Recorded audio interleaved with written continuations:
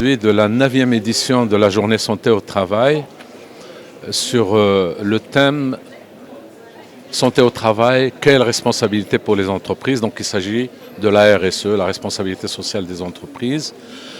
Et nous avons choisi ce thème parce que nous estimons que la responsabilité de l'entreprise aujourd'hui dépasse le cadre légal, la conformité au cadre légal. Même quand ce cadre-là est bien structuré, bien ficelé. Pourquoi? Parce qu'il s'agit de protéger les ressources humaines, il s'agit d'éviter les risques d'image, de s'occuper de ces salariés pour un bien-être qui va permettre très certainement une productivité meilleure. Au Maroc, nous n'avons malheureusement pas d'études dans ce sens, mais déjà en France, en 2016, Stratégie France avait fait une enquête qui a démontré que si les entreprises intègrent les critères environnementaux, sociaux dans leur politique de ressources humaines, eh bien, ils vont gagner en performance. Et ils ont mesuré cette performance pour les entreprises à pratiquement 13%. Donc c'est important pour les entreprises de s'occuper de cet aspect-là. Alors aujourd'hui, nous avons deux intervenants. Comme d'habitude, nous avons des conférenciers.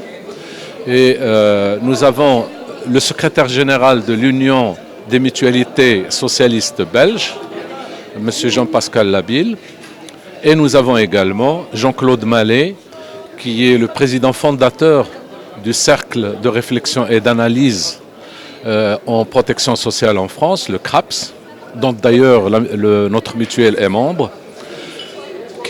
Les deux vont nous donner une vue sur l'expérience internationale. Et puis, nous avons deux tables rondes. Une première table ronde qui va parler de l'état des lieux au Maroc, de la gouvernance de la santé au travail au Maroc, et on aura l'occasion d'écouter des représentants d'entreprises marocaines, notamment Taqa Morocco, qui va nous parler de sa propre expérience en gestion de la santé au travail.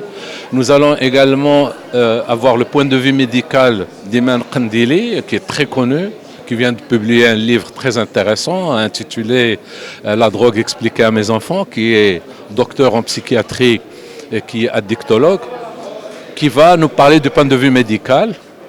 Et puis, nous allons également, et ça c'est une exclusivité pour notre journée, on a François Fatou, qui est consultant RSE, à qui on a commandé une étude sur la manière dont communiquent les entreprises engagées RSE, les entreprises marocaines engagées RSE, donc à travers leur rapport.